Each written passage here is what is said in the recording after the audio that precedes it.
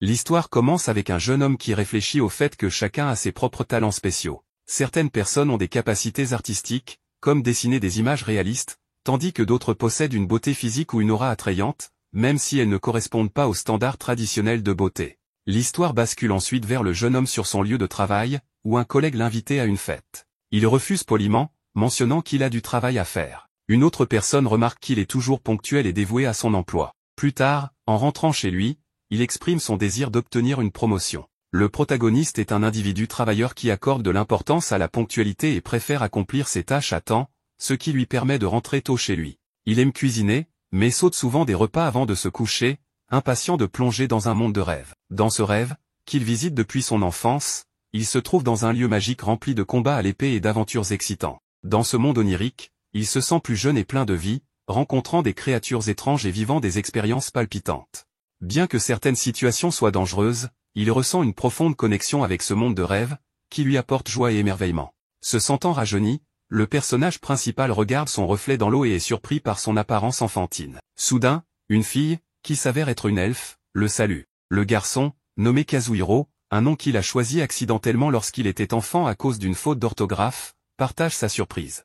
La fille, Marie, lui dit que ce monde est rempli de fées et qu'il pourrait ne pas être un endroit pour lui. Cependant, lorsque Kazuhiro lui offre son déjeuner et propose une aventure, elle refuse d'abord, mais finit par accepter après quelques encouragements. Kazuhiro et Marie explorent un manoir vieux de plusieurs siècles. Kazuhiro est rempli d'excitation en admirant son apparence magique. Cependant, Marie lui demande de faire moins de bruit. À l'intérieur, le lieu est sombre, alors Marie utilise ses pouvoirs magiques pour éclairer l'espace. Kazuhiro, impressionné par l'histoire du manoir, suppose qu'il a été construit pour se protéger contre les tremblements de terre, bien que Marie ne connaisse pas ce terme. Les deux s'assoient ensuite pour déjeuner. Marie est étonnée par la délicieuse nourriture de la boîte à déjeuner de Kazuhiro et commande son odeur et son goût agréable. Après avoir demandé le nom du plat, Kazuhiro lui explique que c'est un repas populaire appelé onari. Tout en appréciant la nourriture, Marie lui demande où il est né, et il répond qu'il vient du Japon, un pays insulaire. Kazuhiro et Marie poursuivent leur aventure, et Kazuhiro propose de lui apporter un déjeuner tous les jours si elle reste avec lui,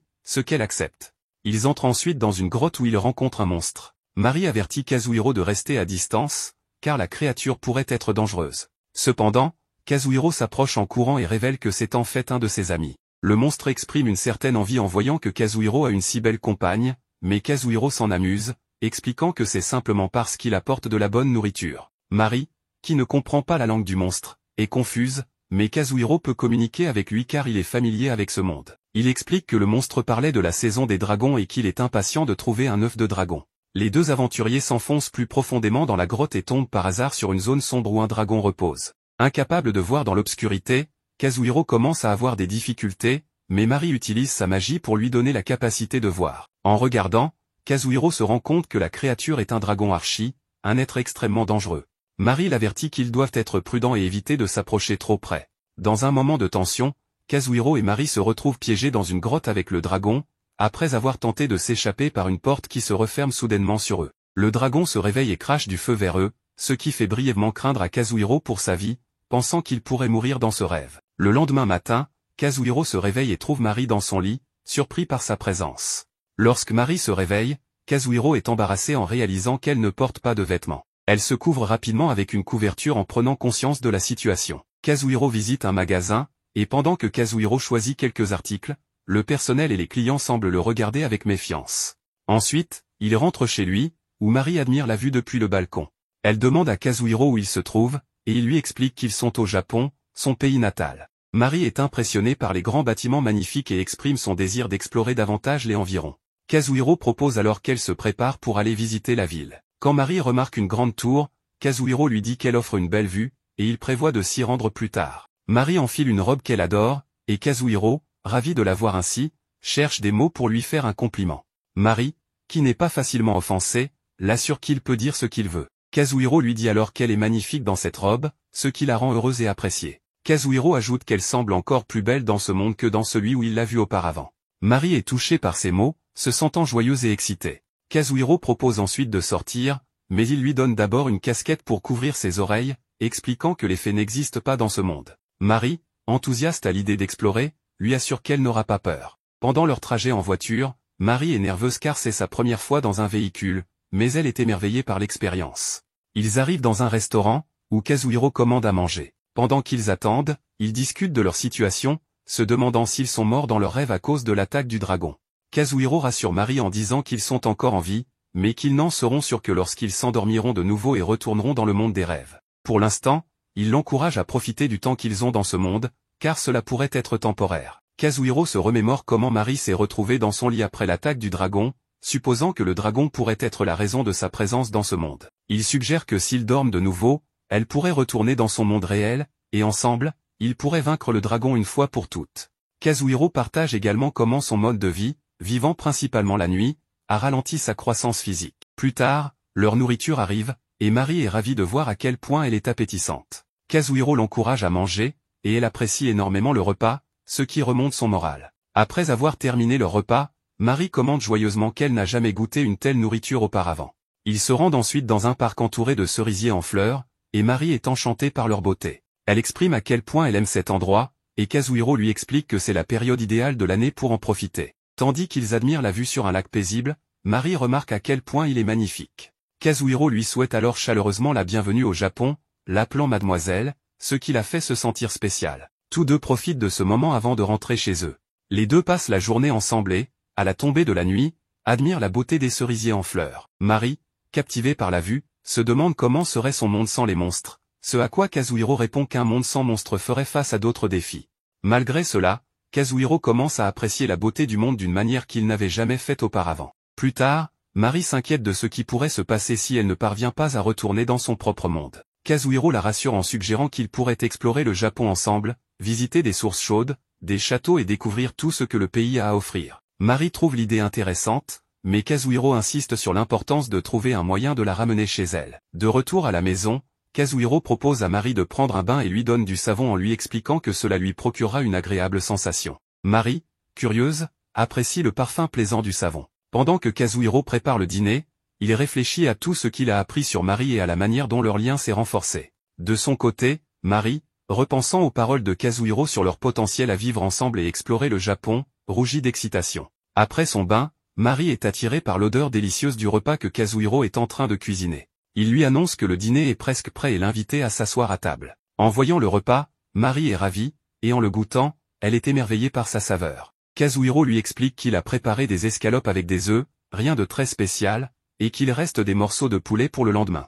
Mari, heureuse, savoure chaque bouchée du repas. Kazuhiro partage ensuite que, dans son monde, il ne peut emporter que des choses simples comme une boîte à lunch et de l'eau lorsqu'il voyage, rien de plus.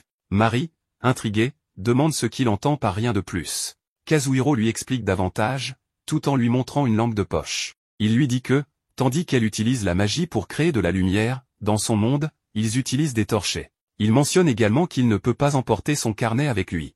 Mari suggère qu'une force supérieure pourrait contrôler ce qui peut entrer dans ce monde, ce qui les amène à spéculer sur la possibilité que l'arrivée de Kazuhiro dans ce monde ne soit pas due au hasard. Mari se demande si Kazuhiro a reçu une mission quelconque, mais Kazuhiro, plaisantant, parle d'une mission boîte à lunch. Bien que leur conversation plonge dans des idées mystérieuses, ils ne parviennent à aucune conclusion.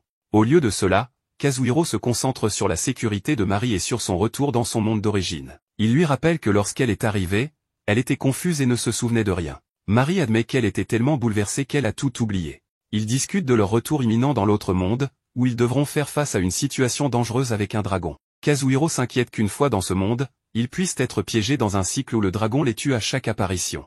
Mari avertit que le souffle du dragon est puissant et magique, rendant presque impossible sa défaite. Kazuhiro, cependant, préfère en apprendre davantage sur le dragon de manière plus personnelle plutôt que de se concentrer uniquement sur ses capacités de combat. Alors qu'ils se préparent à dormir, Mari, enthousiaste, mentionne qu'ils sont prêts à tenter de retourner dans l'autre monde. Elle invite Kazuhiro à s'allonger à côté d'elle, ce qui le met mal à l'aise, mais il finit par trouver le courage de la rejoindre. Elle lui demande avec espièglerie s'ils vont dormir ensemble, laissant Kazuhiro à la fois embarrassé et intrigué. En s'endormant, ils sont transportés de nouveau dans le monde des rêves, où ils font face à une menace inattendue du dragon.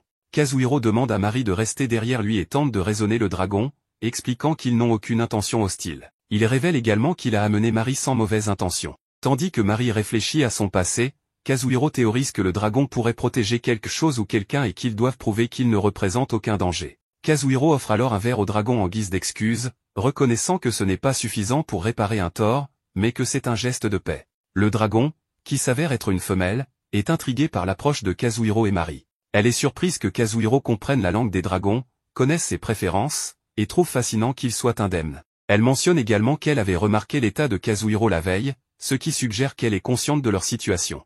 En réponse à la question du dragon, Kazuhiro accepte de révéler le secret de sa guérison, espérant que cela convaincra le dragon de les laisser partir. Mari est soulagée et excitée en entendant qu'il pourrait être libéré. Soudain, une lumière apparaît, signalant un événement important. Le dragon découvre que Kazuhiro est arrivé d'un autre monde par le biais des rêves, et que Mari a également voyagé dans ce monde. Mari réfléchit à une phrase de Kazuhiro concernant son désir de voir ses œufs, laissant entrevoir le mystère et la connexion qui les unissent. Le dragon montre alors quelque chose à Kazuhiro et Mari, ce qui excite énormément cette dernière. L'environnement est particulièrement chaud, une condition idéale pour l'éclosion des œufs. Le dragon remarque une odeur étrange émanant de Kazuhiro, qu'il ne comprend pas immédiatement. Après un moment de confusion, Kazuhiro réalise que l'odeur pourrait venir de sa boîte à lunch et plaisante sur l'intérêt que cela suscite. Le dragon explique que parler sous cette forme est difficile pour elle et qu'elle ne peut pas boire correctement.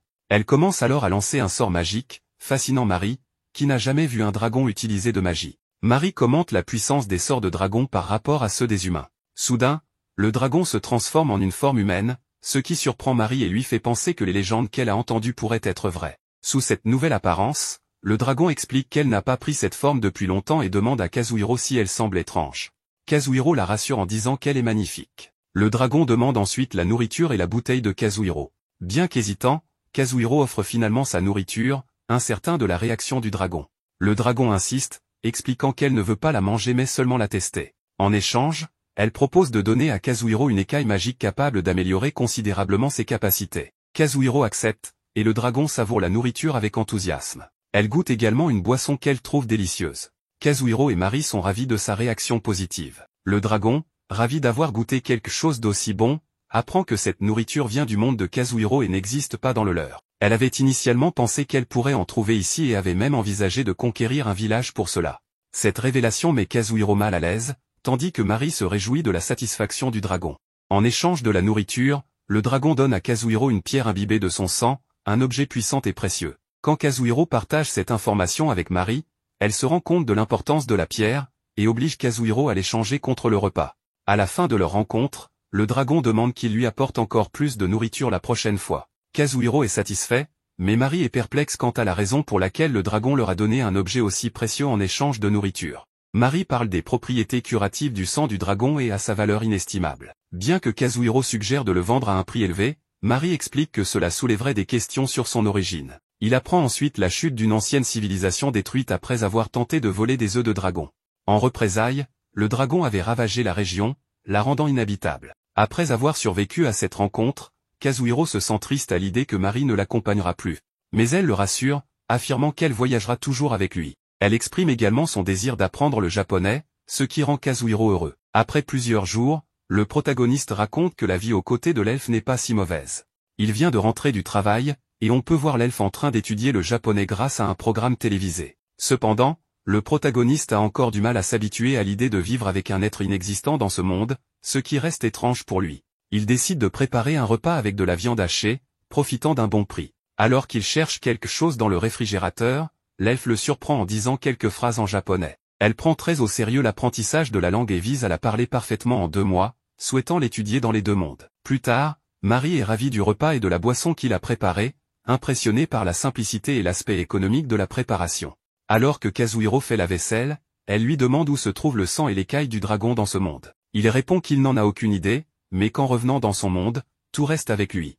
Il suppose que lui et ses affaires deviennent invisibles pour éviter que quelqu'un ne les vole. L'elfe se demande s'il y a quelqu'un qui contrôle cette situation liée au rêve, et le protagoniste aimerait bien le savoir aussi. Mettant cette question de côté, il lui demande si elle veut faire quelque chose. Il souhaite l'emmener dans plusieurs endroits, mais Mari doit malheureusement travailler sur un rapport sur la magie ancienne et gérer une pile de tâches pour la guilde des mages. Le protagoniste comprend et, en parlant de magie ancienne, il lui demande si elle a déjà vu des pierres magiques. Mari répond que non, car elles ne sont qu'une légende. Cependant, en y réfléchissant, si les draconiens existent, peut-être que ces pierres sont réelles. Le protagoniste lui propose alors d'aller explorer une ancienne carrière de pierres magiques dont il a entendu parler. Mari accepte, mais insiste pour emporter plusieurs repas au cas où. Le soir, alors qu'ils se détendent, le protagoniste avoue qu'il s'endort plus facilement grâce à Mari. Il se souvient qu'elle veut apprendre le japonais en 2 mois, ce qui pourrait correspondre au temps qu'ils passeront ensemble. Curieusement, il ne veut pas se séparer d'elle. Au réveil, dans l'autre monde, il se prépare à visiter les ruines du Ja.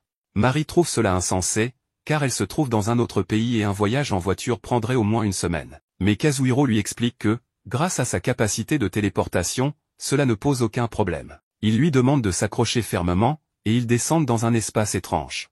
Il explique qu'il se trouve dans un monde situé à un niveau en dessous de l'autre. Cette capacité, appelée train, lui permet de se téléporter sur de longues distances rapidement, bien qu'elle soit rare et presque exclusivement réservée aux marchands. Pour l'obtenir, il faut inscrire son nom sur une statue du dieu des voyages et recevoir la permission de voyager une fois par jour. Il précise qu'il y a des limites, il ne peut pas se rendre dans des lieux dominés par des êtres puissants comme un dragon, ou transporter trop de poids.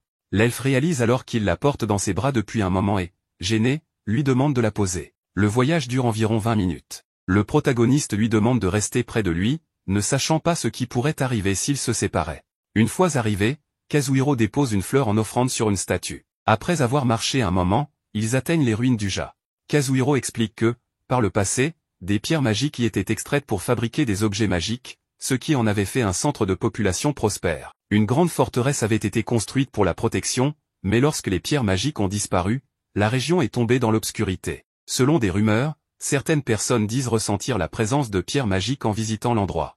Marie, accablée par la chaleur, a du mal à continuer. Elle ne voit que des pierres ordinaires, des ruines, du sable, et ressent une chaleur étouffante. Elle veut abandonner, mais Kazuhiro l'encourage en lui parlant d'un oasis plus loin.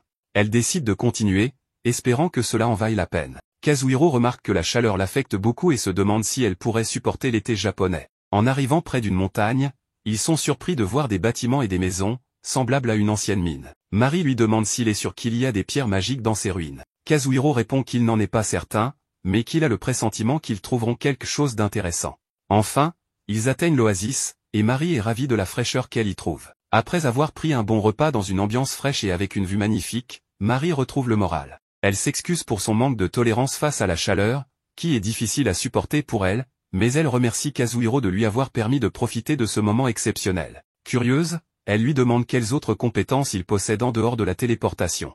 Kazuhiro lui propose de les lui montrer via son panneau de statut, à condition qu'elle lui montre aussi le sien.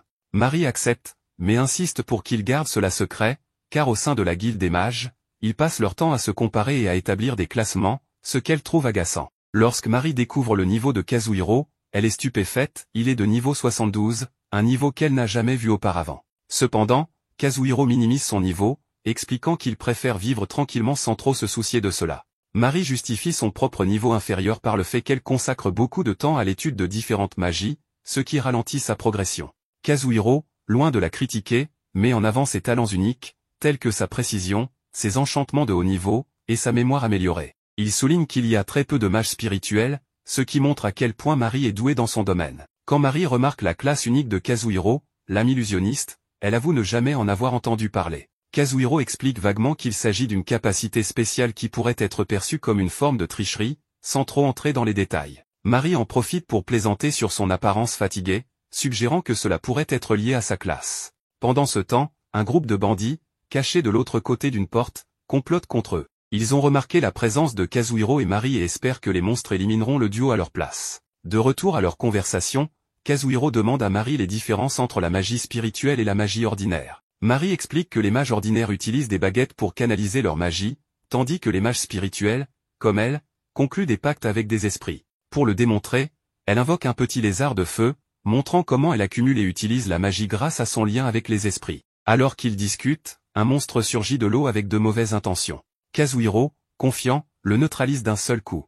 Cependant, il reconnaît le monstre comme un Kupa, une créature aquatique redoutable, et avertit Marie de rester prudente. Bien qu'ils continuent de combattre, les bandits les observent et réalisent que Kazuhiro possède des trésors d'une grande valeur, ce qui les pousse à élaborer un plan pour les lui voler. La situation devient encore plus tendue lorsqu'un enfant mi-bête avec un catalyseur magique apparaît, déclenchant un tremblement de terre. Une créature gigantesque émerge soudainement, menaçant Kazuhiro et Marie. Coincé, Kazuhiro ne peut utiliser sa téléportation longue distance avant le lendemain. Face à cette menace, il envisage de se réveiller pour fuir ce cauchemar. Heureusement, ils parviennent à se réveiller sains et saufs dans le monde réel. Kazuhiro, persuadé qu'ils étaient surveillés depuis leur arrivée aux ruines, se remémore les présences ressenties durant le combat contre les Kupas. Il est convaincu que les bandits cherchent désormais à piller leur corps et leurs biens. Marie, quant à elle, s'interroge sur l'enfant mi-bête, se demandant s'il faisait partie des bandits. Kazuhiro en doute, trouvant qu'il semblait plutôt effrayé. Pour l'instant, il met ses préoccupations de côté.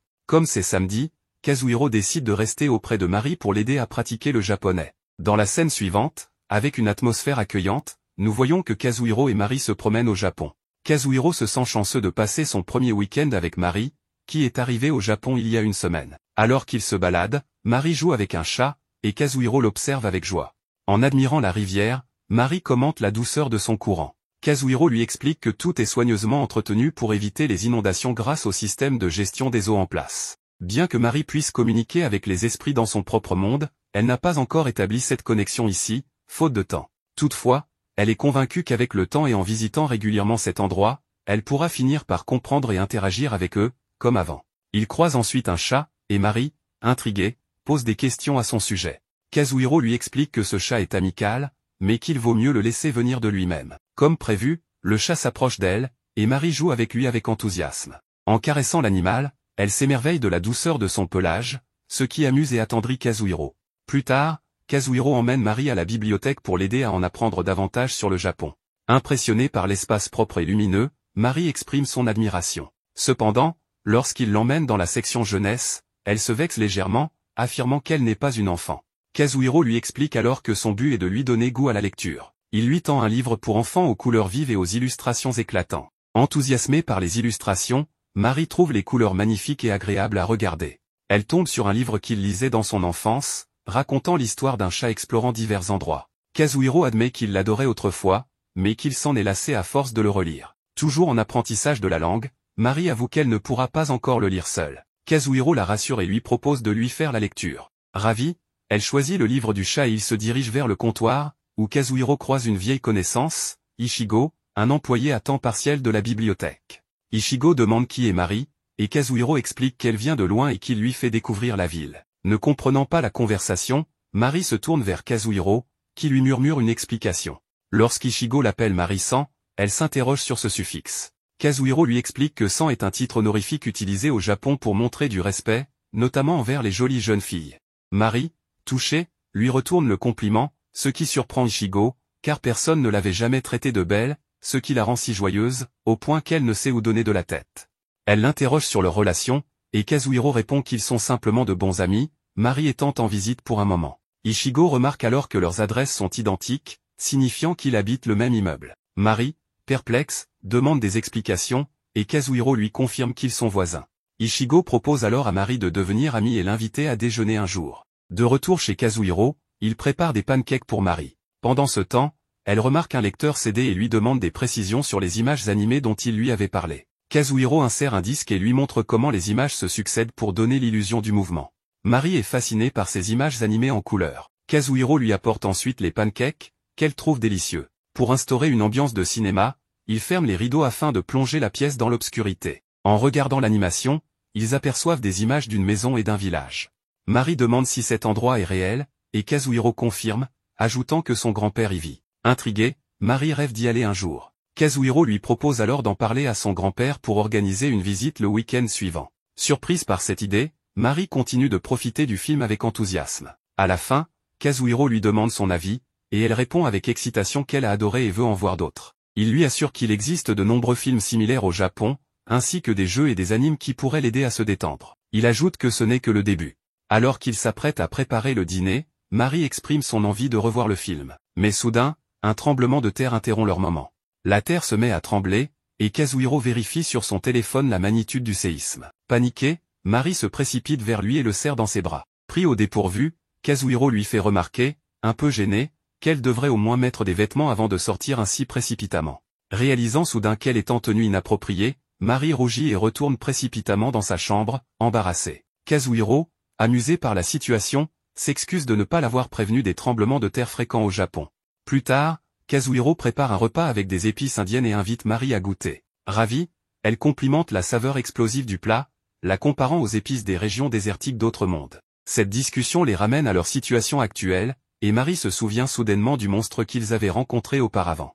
Elle se demande s'ils retourneront dans cet endroit dangereux. Kazuhiro la rassure, expliquant qu'il pourrait y être renvoyé, mais qu'il ne s'inquiète pas outre mesure. Mari, cependant, s'inquiète des risques qu'il court, même avec la possibilité de revenir en sécurité. Kazuhiro révèle alors qu'il possède une compétence spéciale lui permettant de parcourir de longues distances une fois par jour, ce qui pourrait leur offrir une échappatoire en cas de danger. Mari réalise que cette compétence est essentielle pour leur survie. Il repense aussi à l'enfant qu'ils avaient rencontré et soupçonne qu'il a été forcé de convoquer des monstres. Kazuhiro suppose que la clé du mystère réside dans le catalyseur magique que l'enfant tenait. Il exprime son désir d'aider cet enfant et propose d'élaborer un plan pour le libérer des bandits qui pourraient le retenir prisonnier. Avant d'agir, Mari se remémore une vieille légende affirmant que les races mi-bêtes sont particulièrement douées pour utiliser les pierres magiques. Elle n'a pas pu identifier clairement l'origine de l'enfant, mais il est possible qu'il en fasse partie. Kazuhiro complète sa réflexion, suggérant qu'il pourrait utiliser ses connaissances pour percer le mystère. La scène se termine dans leur chambre. Kazuhiro médite sur la façon dont ses soirées sont devenues plus agréables depuis l'arrivée de Mari. Il lit un livre emprunté à la bibliothèque tandis qu'elle s'endort paisiblement à ses côtés. Il songe que jusque-là, seul le monde des rêves l'avait réellement captivé. Même lorsqu'il vivait avec son grand-père, il ne prêtait pas grande attention au monde extérieur. Mais à présent, avec Mari à ses côtés, il sent que tout serait différent. La vue qu'il connaissait déjà prendrait un nouveau sens.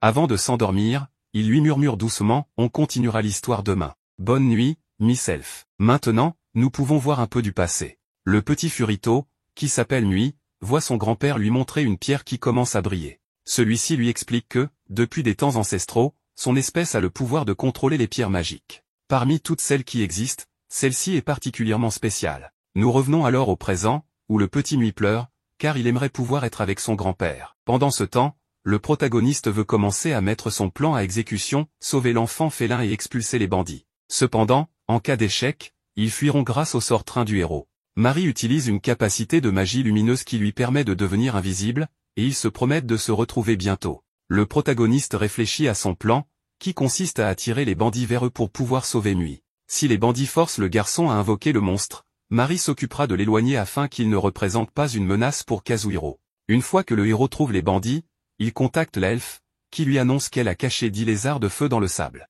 Elle utilisera ces lézards pour attirer l'attention des bandits et les forcer à invoquer le monstre au plus vite. Dès que cela se produit, le protagoniste parvient à retrouver Nuit.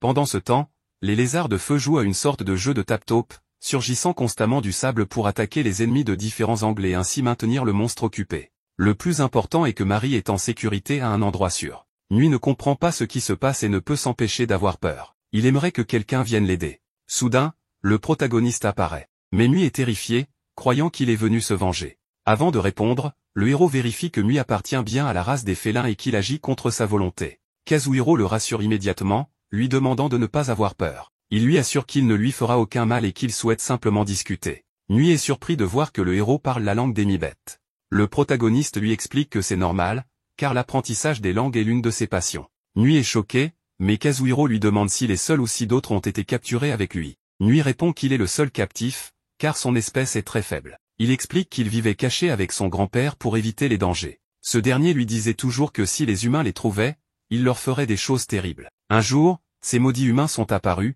et ce qu'il redoutait tant s'est produit. Kazuhiro est désolé pour lui. Il aimerait en parler davantage, mais ce n'est pas le moment. Il propose alors à Nuit de fuir avec lui immédiatement. Nuit ne comprend pas pourquoi le héros l'aide. Kazuhiro lui dit que ce n'est pas un problème et lui demande s'il ne lui fait pas confiance simplement parce qu'il est humain. Après un instant d'hésitation, Nuit accepte son aide et lui demande de l'emmener loin d'ici. Il déteste utiliser la pierre pour invoquer le monstre et attaquer les voyageurs. Kazuhiro accepte, mais à ce moment-là, il est attaqué par les bandits. Le chef des bandits semblait attendre son retour, pensant qu'il possédait une capacité de téléportation pour fuir avec l'elfe. Kazuhiro lui répond que ce n'est pas tout à fait ça, mais il le supplie de retirer les chaînes de l'enfant. Le bandit lui propose alors un marché, il le laisse partir avec Nuit, mais en échange, il veut sa bourse au trésor. Kazuhiro est surpris que l'homme sache pour sa bourse, ce qui signifie qu'il possède une capacité de détection. Mais il refuse de traiter avec des bandits. Il active alors sa compétence pour foncer à toute vitesse et couper la pierre qui retenait Nuit. Le chef des bandits prend cela très mal et décide de punir Kazuhiro de la pire manière possible pour qu'il regrette son acte. Le héros dit quelque chose à Nuit, puis, sans perdre de temps, il commence à donner une leçon à tous les bandits présents. L'un d'eux semble très résistant et l'affronte avec une armure en métal. Il a l'intention de jeter Kazuhiro dans le vide, mais, d'une manière ou d'une autre, ce dernier disparaît, laissant son adversaire tomber à sa place. Les bandits, ne sachant pas où est passé Kazuhiro, commencent à le chercher immédiatement. Pendant ce temps, le petit Nuit se cache et le protagoniste le félicite pour son excellent travail. Nuit ne comprend pas comment il a disparu ainsi. Kazuhiro lui explique qu'il a utilisé Phantom Illusion, une compétence qui lui permet de créer des copies illusoires de lui-même. Cela a du sens, car sa classe est littéralement épéiste illusoire. Nui n'a jamais entendu parler de cette classe. Kazuhiro explique qu'elle est considérée comme l'une des plus faibles, car elle est principalement spécialisée dans la fuite. Le petit Furito ne peut pas croire que Kazuhiro est faible. Mais le héros lui confirme que oui, car les monstres le battent régulièrement. Protéger les autres n'est pas son point fort. C'est pourquoi il lui demande encore une fois de bien se cacher pendant qu'il termine d'éliminer les ennemis. Le combat reprend et les bandits rencontrent de sérieux problèmes face à Kazuhiro. Ils essaient de l'attraper, mais n'y arrivent pas. Il gagne du temps et demande à Mari comment ça se passe de son côté. Elle lui annonce que le monstre a décidé de plonger à nouveau sous le sable, ce qui signifie que le plan fonctionne comme prévu. Kazuhiro annonce qu'ils devront bientôt se retrouver, mais il demande à Mari d'attendre un instant, car quelque chose l'inquiète encore. Il observe le chef des bandits, qui reste debout comme si de rien n'était. Derrière lui, 2 hommes le protègent. Kazuhiro ne comprend pas ce qu'il prépare, mais son intuition lui dit que quelque chose ne tourne pas rond. Soudain, il réalise que le bandit a repéré l'elfe caché. Il comprend alors qu'il utilisait une capacité de détection pour localiser Mari, ce qui explique son immobilité. Le chef donne l'ordre à ses hommes de capturer l'elfe, mais Kazuhiro intervient immédiatement pour l'empêcher. Furieux, le bandit attaque Kazuhiro avec une magie destructrice, ne se souciant même pas de blesser ses propres hommes. C'est à ce moment-là que notre héros comprend que cet homme n'est pas un simple bandit, mais un puissant mage prêt à tout pour parvenir à ses fins.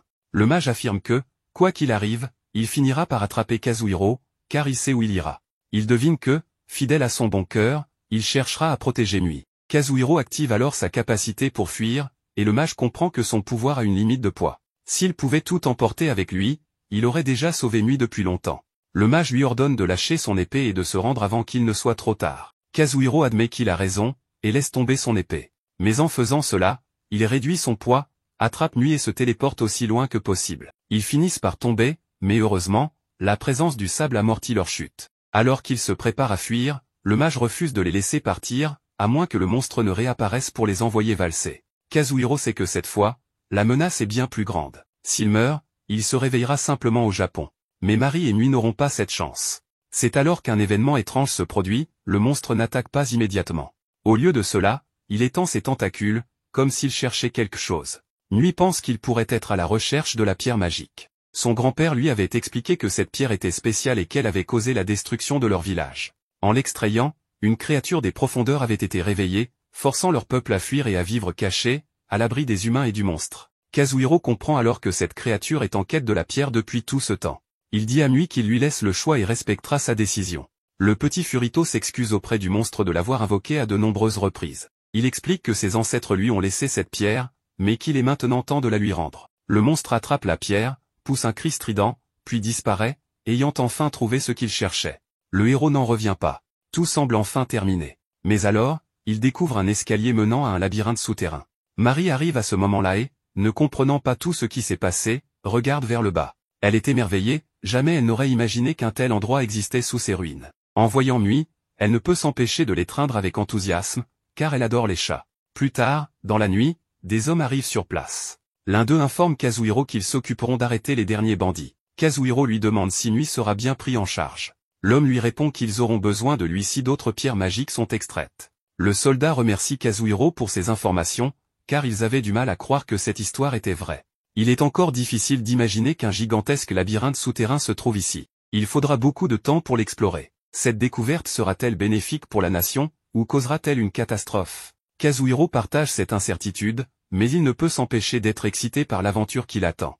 Kazuhiro annonce avec enthousiasme à Mari qu'il a obtenu une permission spéciale pour explorer le donjon. Cependant, Mari refuse et lui demande pourquoi il veut y aller. Kazuhiro est intrigué par son hésitation, et elle explique que même s'il a la permission, elle pourrait ne pas être autorisée à entrer. Elle mentionne aussi que le donjon est mystérieux et potentiellement dangereux. Kazuhiro répond alors avec désinvolture qu'il comptait y aller avec quelqu'un d'autre. Mari semble surprise et lui demande si cela signifie qu'il ne veut pas y aller avec elle. Kazuhiro rit et la rassure en lui disant qu'il plaisantait, bien sûr qu'il veut y aller avec elle. En entendant cela, Mari rougit légèrement, mais accepte de l'accompagner. Dans un sac, un cristal en forme de cœur brille le même que le dragon leur avait donné. Pendant ce temps, ailleurs, le dragon est choqué de découvrir que quelqu'un a ouvert la porte du donjon. Elle s'inquiète du fait que ceux qui entrent n'ont aucune idée du danger qu'ils encourent. Au même moment, ses œufs commencent à éclore. Elle soupire, souhaitant que Kazuhiro et Mari soient là pour voir ses enfants. Elle espère aussi revoir Kazuhiro un jour et partager un repas avec lui. De retour au Japon, Kazuhiro et Mari prennent leur petit déjeuner. Comme toujours, Mari apprécie la nourriture, cette fois du pain fraîchement cuit et une omelette. Après le repas, Kazuhiro se prépare à aller travailler et rappelle à Mari qu'ils se rendront dans l'autre monde plus tard dans la nuit à son retour. Pendant ce temps, ils discutent de la manière dont Mari pourrait obtenir la permission d'entrer dans le donjon. Elle suggère de prouver leurs compétences à la guilde, et Kazuhiro approuve, sachant que ce ne sera pas facile. Mari insiste sur le fait qu'ils doivent élaborer un plan solide pour gagner la confiance de la guilde. Avant de partir, Kazuhiro lui dit au revoir. Mari, timidement, s'accroche à sa manche et lui souhaite bonne chance. Kazuhiro lui sourit et s'en va. Restée seule à la maison, Mari décide de faire le ménage pour que tout soit impeccable. Ensuite, elle s'installe pour étudier, mais le temps passe vite et bientôt, c'est l'heure du déjeuner. Elle se dirige vers la cuisine, se souvenant des instructions précises de Kazuhiro sur la température et le temps exact pour réchauffer son repas au four. Elle suit soigneusement ses indications, règle le minuteur et attend. Cependant, elle devient impatiente et vérifie sans cesse la cuisson, se demandant quand ce sera prêt. Finalement, le minuteur sonne et le repas est parfaitement cuit. Elle s'assoit devant la télévision, regarde des dessins animés et savoure son repas. Son goût est délicieux, et elle savoure chaque bouchée. Pendant ce temps, Kazuhiro est en train de déjeuner au travail lorsque Mari lui vient à l'esprit. À ce moment-là, il reçoit un message de Kaoruko lui demandant s'il a aimé le livre illustré. Elle mentionne que c'était aussi son préféré. Kazuhiro répond que Mari l'a adoré, et ils continuent à discuter. C'est alors que Kazuhiro réalise que Kaoruko a en réalité été la première amie de Mari au Japon après lui. Ils décident de se rencontrer, et Kaoruko semble enthousiaste. Plus tard, Kazuhiro et Mari arrivent dans un restaurant pour retrouver Kaoruko. Mari est fascinée par l'élégance du lieu. Lorsqu'elle prend une gorgée de son café, elle le trouve incroyablement amer. Kazuhiro rit et lui rappelle qu'elle a oublié d'ajouter du sucre. Il en met dans sa tasse, remue et lui demande d'essayer à nouveau. Cette fois, elle le trouve bien meilleur et remarque avec enthousiasme que la nourriture humaine est toujours délicieuse. Alors qu'ils discutent, Mari tire affectueusement la joue de Kazuhiro. Ils plaisantent jusqu'à ce que Kaoruko arrive enfin et les remercie d'avoir attendu. Elle se présente à nouveau et l'homme qui l'accompagne est son mari, Toru Ishijo. Kazuhiro et Toru échangent des salutations, tandis que Mari rougit soudainement. Kaoruko la taquine en disant qu'il n'y a pas de raison d'être si embarrassé. Toru mentionne ensuite que sa femme parle souvent de Kazuhiro. Kaoruko frappe légèrement Toru, ce qui surprend Mari. Elle se tourne vers Kazuhiro et lui demande pourquoi Kaoruko l'a frappé. Kazuhiro rit et lui dit que ce n'est rien de sérieux. Ils entrent tous dans le restaurant, qui est très chic, et Mari est émerveillée par la beauté de l'intérieur. Kazuhiro lui explique qu'il s'agit d'un restaurant français et suppose que c'est peut-être la première fois qu'elle goûtera à la cuisine française. Cependant, en regardant le menu, Kazuhiro réalise que les prix sont incroyablement élevés. Il se demande s'il pourra se permettre un tel repas, mais Toru lui rappelle qu'ils sont invités et l'encourage à en profiter sans se soucier du prix. Pendant ce temps, Mari regarde la table et remarque un nombre inhabituel de fourchettes et de cuillères. Curieuse, Mari demande pourquoi il y a autant de couverts. Kazuhiro lui explique qu'ils auront besoin d'ustensiles différents pour chaque plat. Il avoue qu'il n'est jamais allé dans un restaurant français auparavant et qu'il ne sait pas exactement comment tout fonctionne non plus. En voyant tous ces couverts sophistiqués, Mari s'enthousiasme. Peu après, les plats commencent à arriver les uns après les autres. Mari savoure chaque bouchée et découvre de nouvelles saveurs. Le groupe rit et discute en dégustant son repas. Puis, Kaoruko mentionne qu'un plat spécial est encore à venir. Intriguée, Mari demande de quoi il s'agit. Kazuhiro explique que c'est l'une des spécialités du restaurant. Lorsque le plat arrive enfin, Mari prend une bouchée et est totalement émerveillée. Le goût est unique et délicieux. Elle s'exclame avec enthousiasme que la cuisine française est incroyable. Kazuhiro rappelle alors que le dessert n'a pas encore été servi. Mari attrape son bras en le secouant joyeusement, disant qu'elle est déjà rassasiée et ne sait pas comment elle pourra encore manger. À cet instant, il réalise que les autres à table les regardent, ce qui les rend tous les deux un peu gênés. Le groupe sourit et les taquine en disant qu'ils sont adorables ensemble. Soudain, Toru pose une question qui prend Kazuhiro au dépourvu. Surpris, Kazuhiro nie rapidement quoi que ce soit. Plus tard, en buvant leur café, Kaoruko fait un compliment à Mari. Cependant, Mari ne comprend pas, car Kaoruko parle en japonais. Kazuhiro lui traduit, et elle remercie joyeusement Kaoruko, expliquant qu'elle apprend le japonais et commence à mieux comprendre. Kazuhiro ajoute que Mari a récemment commencé à regarder des films japonais pour améliorer ses compétences linguistiques. Changeant de sujet, Kazuhiro partage qu'il prévoit un voyage, car Mari veut explorer de nouveaux endroits. Toru suggère de visiter Shishibu et commence à parler des célèbres sources chaudes de la région, en montrant même des photos. Curieuse, Mari demande ce que sont les sources chaudes. Kazuhiro explique qu'il s'agit de bains naturels connus pour leurs propriétés relaxantes et lui demande si elle aimerait y aller. Sans hésiter, Mari accepte avec enthousiasme. Toru propose immédiatement de réserver les billets, et ainsi, le plan est scellé. Alors que la soirée touche à sa fin, Kazuhiro exprime à quel point il a apprécié la journée, disant qu'elle était vraiment merveilleuse.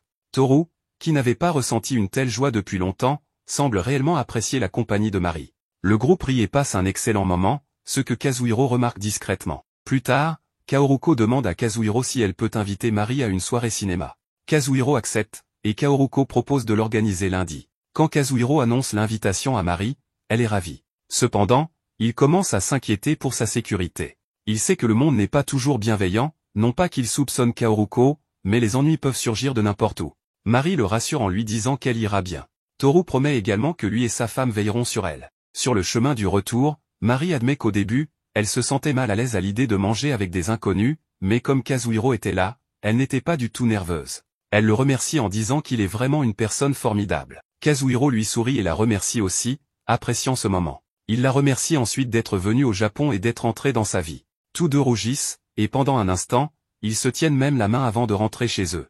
Kazuhiro partage alors une idée excitante, explorer de nouveaux endroits ensemble. Mari apprécie son attention, mais lui rappelle de ne pas trop s'inquiéter. Ils poursuivent leur conversation sur un ton léger, plaisantant et profitant de la compagnie de l'autre.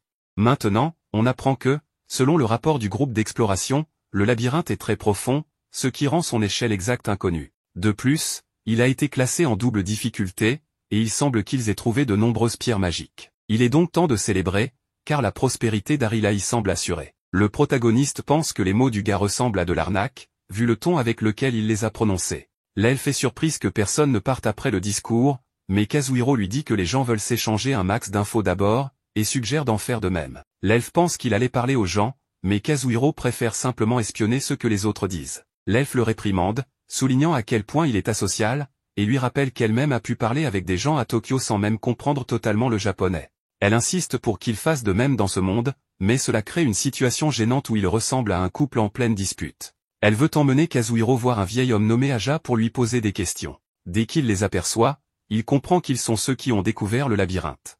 Mari se présente, et le protagoniste fait de même. Mais Aja semble percevoir que Kazuhiro n'est pas complètement humain.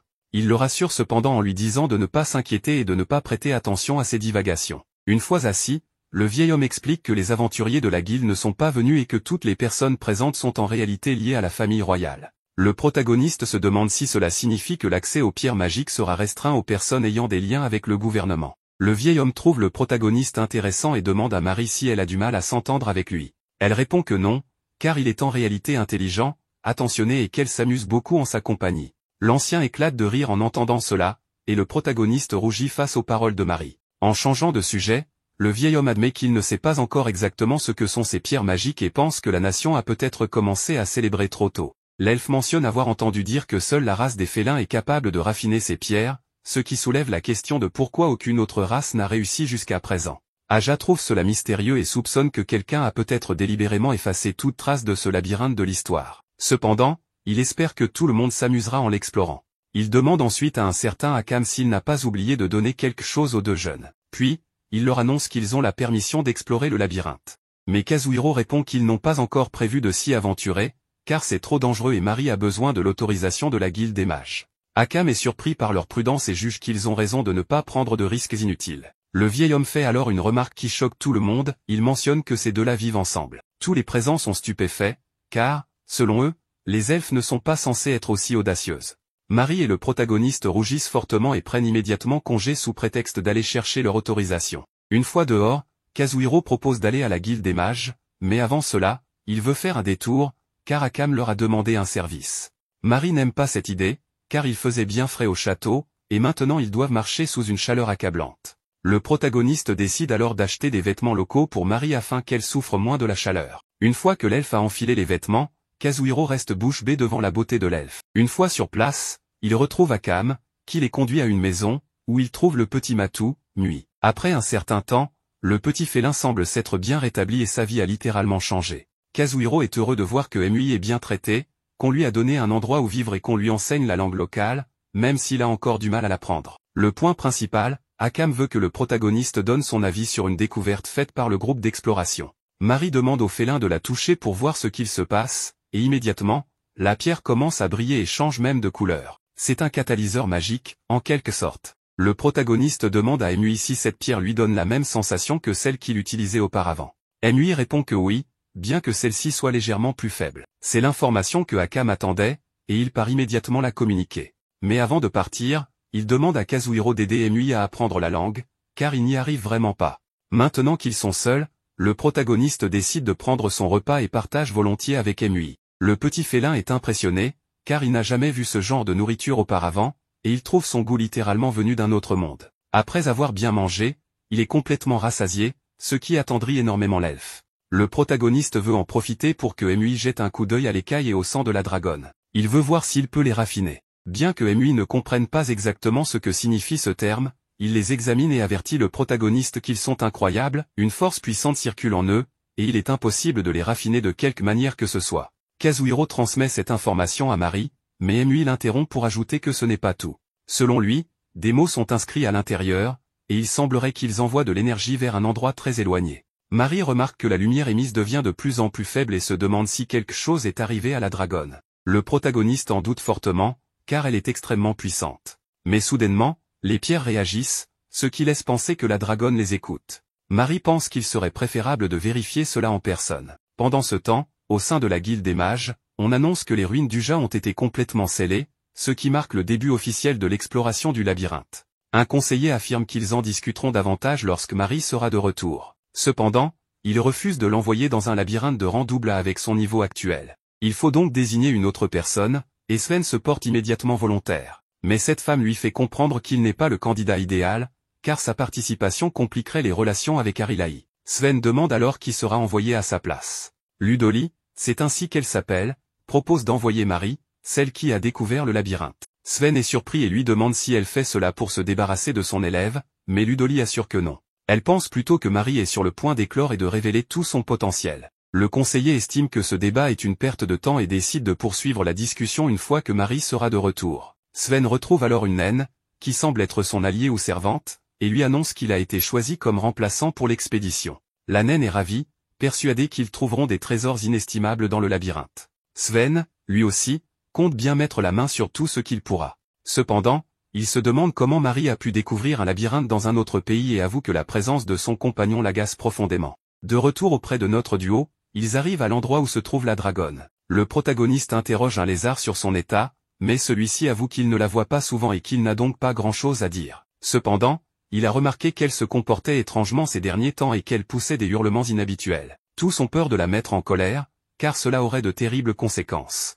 Alors qu'ils sont laissés seuls, le duo ressent une grande appréhension. Un bruit étrange se fait entendre, mais à leur surprise, il s'agit de la dragonne et de ses petits. Sans perdre de temps, la dragonne prend forme humaine et exige qu'on lui donne à manger immédiatement. Le problème, c'est que le protagoniste est venu à l'improviste et n'a rien à lui offrir. Elle ne peut retenir ses larmes, déçue, car elle espérait vraiment qu'il viendrait avec de la nourriture. Elle se plaint, expliquant qu'elle se donne beaucoup de mal pour nourrir ses petits, alors ce n'est pas trop demander que de lui apporter quelque chose à manger. Comme si cela ne suffisait pas, elle ajoute qu'elle est jalouse de voir le protagoniste et Mari toujours ensemble en couple, alors qu'elle est seule. Son compagnon est absent, et elle s'ennuie tellement qu'elle envisage sérieusement de détruire un village pour se divertir. Le pire dans tout ça, c'est que Mari, ne comprenant pas le langage draconique, ne saisit absolument rien de la conversation. Pour compenser, Kazuhiro lui propose d'aller aux sources thermales la semaine prochaine. La dragonne se montre intéressée, et il lui précise que ce sera au Japon, dans son monde. Lorsqu'il lui demande si elle veut venir, elle accepte immédiatement, affirmant qu'elle pourra utiliser l'un de ses noyaux pour l'accompagner, tandis qu'un autre restera sur place pour veiller sur ses petits. Mari, intriguée par les cris de la dragonne, demande au protagoniste ce qu'elle vient de dire. Lorsqu'il lui explique qu'elle les accompagnera aux sources thermales, elle est abasourdie. Il est évident qu'il est bien plus imprudent dans ce monde qu'il ne l'était avant. Elle lui interdit de prendre ce genre de décision seul. Le protagoniste accepte, mais il réalise qu'il est déjà trop tard pour revenir en arrière. Mari réagit et rappelle qu'ils doivent se rendre rapidement à la guilde des mages. Plus tard, Mari rédige son rapport, et le protagoniste retourne dans son monde avec elle pour continuer à travailler. Après plusieurs jours, le week-end arrive enfin, marquant le moment de récupérer l'archidragonne. Cependant, il semble que les choses ne seront pas aussi simples que prévu. Sven se demande pourquoi ces deux-là seraient venus dans des ruines oubliées. La naine aux cornes n'en a aucune idée, mais elle a entendu dire que les habitants de la région considèrent ces ruines comme un véritable mystère. Évidemment, ils commencent à suivre le protagoniste et l'elfe, et ils sont surpris de les voir taper dans la main du lézard. Pour ne rien arranger, ils aperçoivent des statues gardiennes très dangereuses, mais restent stupéfaits en voyant que le protagoniste et l'elfe les traversent comme si de rien n'était. La naine conseille de ne pas continuer, mais Sven décide d'utiliser son aptitude oracle pour voir ce qui se cache à l'intérieur. Il y aperçoit de petits dragons, mais l'archidragon les a repérés. Les statues passent alors à l'attaque. Heureusement, la naine parvient à utiliser une compétence pour fuir, et ils échappent de justesse au danger. Le protagoniste demande à la dragonne ce qui s'est passé, mais elle ne voit en eux que de simples insectes dérangeants. Ils ont décidé de dormir pour atteindre le monde de Kazuhiro. Maintenant, ils dorment pour arriver dans le monde du protagoniste. Sven est convaincu qu'il s'agissait d'un archidragon, mais la grande question est, qui diable était cet homme? En d'autres termes, le protagoniste. Ce dernier vient justement de se réveiller et découvre la situation dans laquelle il se trouve. Une fois que tout est en ordre, la dragonne est surprise de voir un monde non gouverné par la magie. Le problème, c'est que ses vêtements sont trop serrés, et il est impensable de sortir avec. Marie souligne également qu'il faudra faire quelque chose pour ses cornes et sa queue, car elles attireraient trop l'attention. De manière surprenante, la dragonne explique que ces parties de son corps sont constituées de particules magiques, et elle les transforme en vêtements. Dans la voiture, la dragonne est excitée, car elle n'aurait jamais imaginé vivre une telle expérience. Marie comprend ce qu'elle ressent, même si, elle, avait crié la première fois qu'elle a voyagé en voiture. La dragonne leur demande d'arrêter de l'appeler Archidragon et de l'appeler Rydra, un nom plus simple. Comme il reste un peu de route avant d'arriver à destination, le protagoniste demande à Marie de sortir la nourriture qu'il lui a confiée. Ce sont des boulettes de riz, dont Marie et Rydra tombent amoureux au premier coup de regard, et Kazuhiro leur dit qu'elles peuvent commencer à manger. On sait déjà qu'elle adore la nourriture de ce monde. Il lui explique que c'est très facile à préparer, il suffit d'écraser un peu de riz, d'y mettre certains ingrédients comme du thon et de la mayonnaise, et parfois de varier les garnitures. Rydra est conquise par le goût du thon à la mayonnaise, qu'elle trouve délicieux et doux. Marie partage le même avis et trouve ça incroyable. Rydra est tellement fascinée qu'elle décide de manger toutes les boulettes de riz toute seule. Après un bon moment, ils arrivent enfin à destination. Rydra est impressionnée par le changement de paysage entre la ville et cet endroit. Évidemment, elle veut goûter tout ce qu'il y a à manger ici, mais ils prennent du retard, car Marie doit bien cacher ses oreilles chaque fois qu'elle sort. Rydra lui demande si elle doit toujours porter ce bonnet. Marie répond que oui, même si parfois il fait chaud, elle n'a pas d'autre choix. Elle lui explique que dans ce monde, les elfes n'existent pas, donc elle ne peut pas attirer l'attention.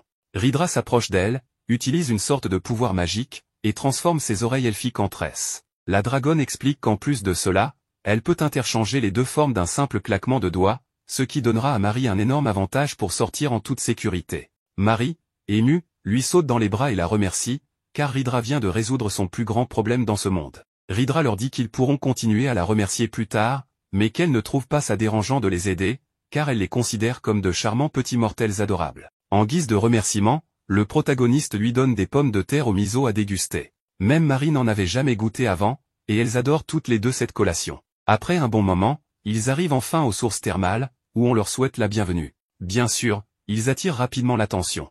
Les filles adorent cet endroit, qui semble très chaleureux. Le sol leur paraît un peu étrange, mais dans le bon sens. Le protagoniste demande à Marie d'ouvrir une porte, et à l'intérieur se trouve un bain avec des sources thermales. Kazuhiro avait pensé à un bain privé pour éviter tout problème lié aux oreilles de Marie. Mais bien sûr, il ne s'attendait pas à ce que Rydra règle ce problème aussi facilement. Maintenant que cette question est résolue, ils peuvent aller profiter du grand bain comme il se doit. Une fois dans la salle de bain, les deux filles sont émerveillées par ce système incroyable. Rydra veut immédiatement plonger dedans, mais Marie lui rappelle que, selon les règles, il faut se rincer d'abord. Après s'être lavé, elle profite pleinement des eaux thermales. Pendant ce moment de détente, Rydra demande à l'elfe si elle pourra vraiment explorer ce mystérieux labyrinthe récemment découvert. Marie dit qu'elle ne sait pas, car elle n'a aucune idée de ce que pensent les chefs, et en plus, le chef de la guilde n'est même pas là puisqu'il est occupé par une mission. Marie demande immédiatement à Rydra comment elle sait pour le labyrinthe. L'elfe se rappelle des scènes avec le petit chat et les objets que Rydra leur a donnés au début, et elle comprend maintenant que grâce à cela, la dragonne les écoutait depuis le début. Rydra le confirme et explique que, d'après ce qu'elle sait, le protagoniste est le seul à voyager entre le monde réel et leur monde, c'est-à-dire le monde des rêves. Cela l'inquiétait beaucoup, car elle avait peur que Kazuhiro tombe sur des vauriens et qu'il l'utilise pour quelque chose de malveillant. Elle avoue qu'elle ne s'attendait pas à voir qu'il passait toute la journée enlacé avec une elfe, ce qui fait immédiatement rougir Marie. Elle lui dit alors qu'elle ne l'emmènera plus jamais aux sources chaudes. Rydra ne veut pas de cela, alors elle jure qu'elle s'est contentée de les écouter et qu'elle n'a rien vu du tout. Elle précise que même s'ils s'étaient embrassés, elle ne l'aurait pas su. Marie, toujours très gênée, répond qu'il ne ferait jamais quelque chose comme ça. En voyant sa réaction, Rydra comprend que Marie est encore une jeune fille innocente et que Kazuhiro est un véritable lâche. Elle pense qu'il vaut mieux aller discuter dans un endroit plus privé, alors elles entrent dans un sauna. Mais en voyant deux vieilles dames entourées de vapeur et de chaleur, elle décide de partir. Elle pensait que c'était un lieu de repos, mais une fois qu'il redevient vide, elle décide d'entrer pour découvrir cette expérience étrange. Très vite, elles ont l'impression d'être en train de cuire, mais ce n'est pas si désagréable que ça. Marie en profite pour demander à Ridra ce qu'elle voulait dire tout à l'heure, car elle ne se sent pas très bien après cette conversation. La dragonne lui explique que son corps est similaire à celui des esprits, tout comme celui de Marie, puisque les elfes ressemblent aux fées. En d'autres termes, elles sont très différentes des humains. Elle pense que Marie veut mieux connaître le protagoniste et que, petit à petit, cela change son corps et sa façon de penser. Marie ne s'était jamais rendu compte qu'elle changeait. Ridra lui dit qu'elle n'a pas besoin de se précipiter, car tôt ou tard, le jour viendra où ils formeront un couple. Mais Marie n'en est pas si sûre, car elle pense que le protagoniste ne la trouve pas attirante. Ridra en doute fortement, mais Marie insiste sur le fait qu'il évite tout contact physique avec elle et qu'il n'a jamais montré le moindre intérêt romantique. Elle apprécie qu'il soit attentionné, mais elle a l'impression qu'il la traite comme une enfant. Ridra lui explique alors que c'est exactement le problème, il se soucie tellement d'elle qu'il en devient un lâche. Marie ne comprend pas très bien, alors Ridra résume en lui disant qu'elle a ses chances avec lui. L'elfe est surprise d'entendre ça, et Ridra lui propose un moyen simple de vérifier si elle a raison. Curieuse, Marie demande comment faire. Peu après, on la voit rejoindre Kazuhiro. Elle le salue et lui explique que Ridra a voulu rester seul un moment. Le protagoniste lui dit qu'il y a un bain de pieds plus loin et qu'il aimerait y aller un moment. Mais il remarque que son visage est très rouge et lui demande si elle va bien. Marie pense que c'est simplement à cause du bain de vapeur. Une fois leurs pieds plongés dans l'eau chaude, Marie trouve le concept des bains thermaux très intéressant. Elle profite du moment pour remercier Kazuhiro. Il lui demande pourquoi, et elle lui explique qu'elle était très embarrassée tout à l'heure, mais en voyant son visage à moitié endormi, elle s'est tout de suite sentie détendue. Le protagoniste ne comprend pas trop ce qu'elle essaie de dire, mais Marie veut qu'il ressente aussi un peu de gêne. Alors, elle lui donne un baiser sur le front. On apprend alors que Ridra lui avait conseillé de simplement l'embrasser n'importe où, et que ça suffirait à le faire rougir. Et effectivement, elle avait raison. Quand elles reviennent, la dragonne est très en colère parce qu'elles ont mis trop de temps. Elle est affamée et commence à faire un caprice, alors Kazuhiro commande immédiatement beaucoup de nourriture pour calmer l'ambiance. Seul, en profitant du lieu, le protagoniste n'arrive pas à croire que son elfe lui a donné un baiser sur le front. Le protagoniste vient de bien s'occuper de Marie, maintenant qu'elle est dans la voiture, mais Ridra trouve ce comportement curieux. En général, elle a observé que c'est la femme humaine qui prend soin de l'homme humain. Elle le félicite donc pour être un peu différent. Le protagoniste trouve qu'elle exagère un peu. Puis, sans trop savoir comment on en est arrivé là, Ridra lui reproche de ne pas l'avoir invité au labyrinthe. Le protagoniste est complètement perdu, il ne voit pas le rapport avec le sujet précédent. De plus, il lui rappelle qu'elle est une archidragonne, donc l'idée de l'inviter ne leur est même pas venue à l'esprit. Cela semble cependant la blesser sentimentalement au point qu'elle se met à pleurer. Plus tard dans la nuit, ils font une halte, et la dragonne semble plus calme. Il lui demande comment elle s'occupe de ses petits dans le nid, et elle lui explique que c'est son corps principal qui s'en charge. Le protagoniste se demande alors ce qui se passerait si elle venait à être blessée dans le labyrinthe. En tant que mère, ce serait une catastrophe. Ridra lui demande d'arrêter de se faire autant de soucis et de simplement se concentrer sur la préparation des repas, tandis qu'elle sera le bouclier du groupe. En d'autres termes, elle veut absolument aller dans le labyrinthe, et ils doivent la laisser y aller. Le protagoniste est impressionné, car il a l'impression que beaucoup de ses problèmes viennent d'être résolus d'un coup. Il l'invitait officiellement, et elle accepte de les accompagner dans leurs futures aventures. Mais en y réfléchissant, Kazuhiro devrait prendre cette décision avec l'elfe, et non seul. Il attendra donc son réveil pour lui en parler. La dragonne, en revanche, n'en revient pas et se met en colère. Dans l'autre monde, le trio est de nouveau réuni, mais Ridra leur demande de l'emmener immédiatement au guilde des mages.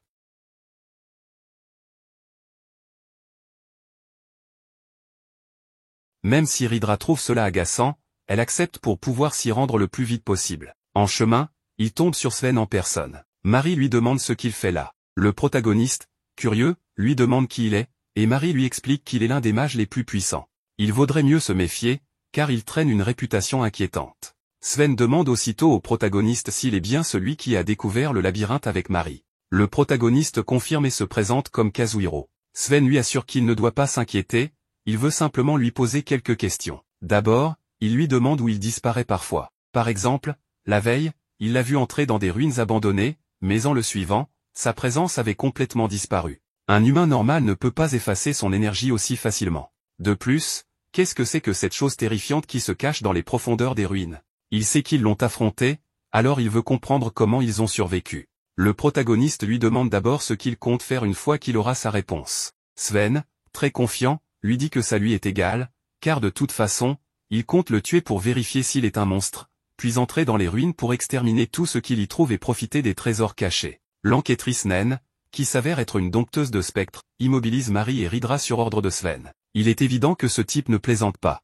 La dragonne prête alors une arme au protagoniste, puisqu'il n'en a pas. Elle lui précise qu'il s'agit d'une arme indestructible dotée d'excellentes propriétés. Marie met en garde le protagoniste contre Sven, mais ce dernier l'attaque pour la faire taire. Cela agace profondément Rydra, d'autant plus que Marie n'a même pas tenté de riposter. L'enquêtrice naine devient également hostile, affirmant qu'elle ne laissera personne parler mal de son maître. Le combat entre Sven et Kazuhiro commence, et il promet d'être difficile. Pendant ce temps, dans la guilde, les mages débattent pour savoir si Sven est digne d'être le représentant envoyé pour explorer le labyrinthe. Ludoli leur signale que, par coïncidence, quelque chose est en train de se produire, et qu'ils devraient en juger par eux-mêmes. Les mages n'en croient pas leurs yeux en voyant Sven affronter un simple jeune homme. S'il continue ainsi, il risque de le tuer. Pendant ce temps, le protagoniste estime qu'il a déjà rassemblé assez d'informations. Grâce à sa compétence franc-jeu, il peut enregistrer les attaques de l'ennemi pour mieux les esquiver et contre-attaquer. Sven, exaspéré, peste contre le fait que Kazuhiro ne cesse d'esquiver ses attaques. Mais le protagoniste refuse de se laisser intimider et compte bien prouver qu'il n'est pas aussi faible qu'il en a l'air. De son côté, Marie explique à l'enquêtrice que les combats entre membres de la guilde sont strictement interdits. Cette dernière affirme être au courant et ne l'a donc pas touché, mais elle promet en revanche de lui broyer l'esprit jusqu'à la laisser agonisante. Marie l'ignore complètement et demande à Rydra pourquoi elle ne porte ni bouclier ni arme. La dragonne répond qu'elle n'en a pas besoin, mais l'elfe insiste, si elle veut servir de bouclier à l'équipe, il lui en faut un vrai. Marie demande alors l'avis de la naine, qui hésite. L'usage d'un bouclier dépend du style de combat de chacun. Mais en y repensant, elle se demande pourquoi elle répond, puisqu'il est évident qu'on l'ignore complètement. Elle se pose alors une autre question, qui est cette femme à l'aura si imposante? À ce moment-là, la naine active sa magie spectrale et invoque des ombres de vouivre. Marie n'arrive pas à y croire. Cette magie est censée être interdite. La petite ordonne alors à ses créatures de dévorer ces deux-là. Mais Rydra ne comprend pas pourquoi tant d'agitation. Il libère une petite partie de son pouvoir, et la femme ne comprend pas ce qui se passe, elle sent qu'une chose immense est en train d'émerger du sol. L'instant d'après, un dragon avale ses ombres comme si de rien n'était. La femme est pétrifiée de peur en découvrant la véritable identité et la puissance de Rydra. Mais Marie lui demande de ne pas être trop dur avec elle, car ce n'est qu'une enfant. Pendant ce temps, le protagoniste affronte Sven, mais il remarque que les bras de ce dernier sont devenus plus rigides. Sven ne compte pas rester en retrait, alors il contre-attaque. Mais le protagoniste réalise que Sven possède quelque chose qui lui permet d'esquiver ses attaques avec une facilité déconcertante. Il est fort probable qu'il puisse voir l'avenir, ce qui serait un énorme problème. Toutefois, il n'a pas le temps d'y réfléchir et décide de continuer à attaquer. Malheureusement, Sven devient de plus en plus furieux et, cette fois, il parvient à blesser le protagoniste. Il semble avoir compris les limites de sa capacité de téléportation, car il regarde toujours l'endroit où il va se déplacer et sait que ses pieds jouent un rôle dans son pouvoir. Sven attaque donc en tenant compte de ces informations et, au bout d'un moment, il envoie le protagoniste voler dans l'eau. Pendant ce temps, les filles lui demandent s'il va bien, car il met trop de temps à finir son combat. Rydra trouve ridicule que Kazuhiro se batte de manière aussi propre et décide qu'un jour, elle l'entraînera. Marie propose son aide au protagoniste, mais il lui répond que ce n'est pas nécessaire. La dragonne râle parce qu'il a plongé son épée dans l'eau, mais elle lui fait tout de même savoir qu'elle lui appartient désormais. Cependant, il doit impérativement gagner ce combat. Sven, en voyant Rydra, comprend qu'il s'agit du même monstre que celui des ruines. Le protagoniste est surpris par le regard de Sven, qui lui explique que son pouvoir, oracle, est incroyable. Il lui a fallu énormément de temps pour le maîtriser, car il s'agit du véritable oracle divin de l'élu. Kazuhiro lui demande s'il compte vraiment utiliser une capacité aussi rare et spéciale pour s'approprier les richesses du labyrinthe. Mais Sven lui répond qu'il n'est pas en position de poser une telle question, puisqu'il collabore avec un archidragone. Le protagoniste précise que tout le monde ne cherche pas le pouvoir pour s'enrichir, mais Sven ne le croit pas une seule seconde et décide donc de l'éliminer immédiatement.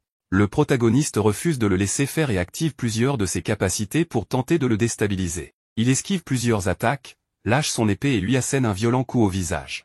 Kazuhiro sait que l'oracle de Sven améliore la précision de ses attaques, mais réduit sa variété de mouvements. Grâce à sa capacité franc-jeu, il a réussi à analyser Sven et à anticiper tous ses gestes.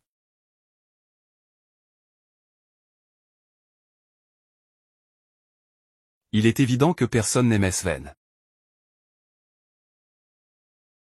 Le protagoniste ne s'attendait pas à voir leur chef arborer une apparence si particulière. Celui-ci souhaite entendre Marie parler des compagnons qu'elle a choisis. Elle lui explique qu'ils sont tous les deux forts et très intelligents, et qu'ils leur ont sauvé la vie à plusieurs reprises.